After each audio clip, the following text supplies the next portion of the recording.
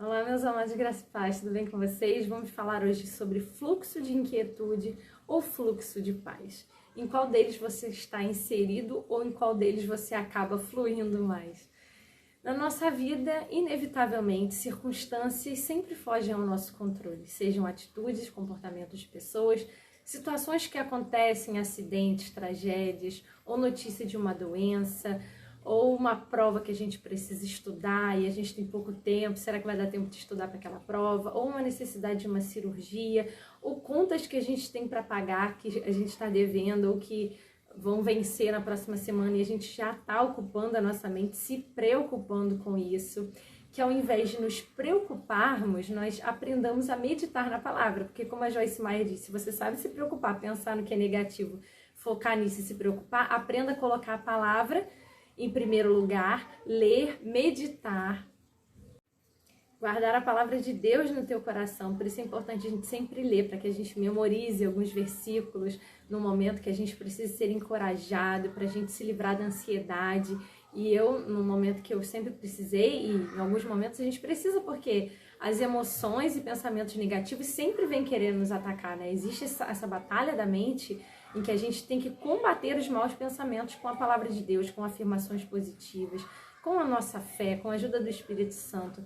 Então é sempre necessário a gente estar alerta. Quando vier um pensamento ruim, um sentimento ruim, uma emoção, a gente prontamente identificar e combater. E não se culpe, não se cobre, não desanime, porque você não é menos espiritual ou emocional, ou tem a mente menos desenvolvida, porque você tem emoções e sentimentos, é normal, nós temos, só não podemos nos dominar por eles e nem nos identificarmos completamente com eles.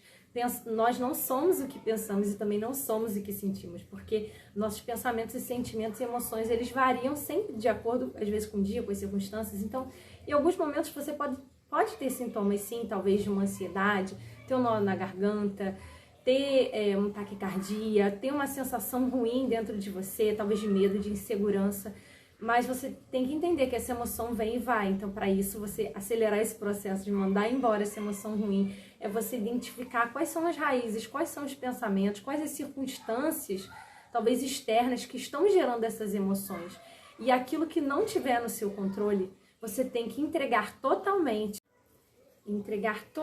nas mãos de Deus, soltar o controle. Não adianta a gente preocupar. Ao invés de preocupar, medite na palavra, confie. Lance nas mãos de Deus aquilo que está te perturbando, tirando a tua paz, para que você entre no fluxo de paz.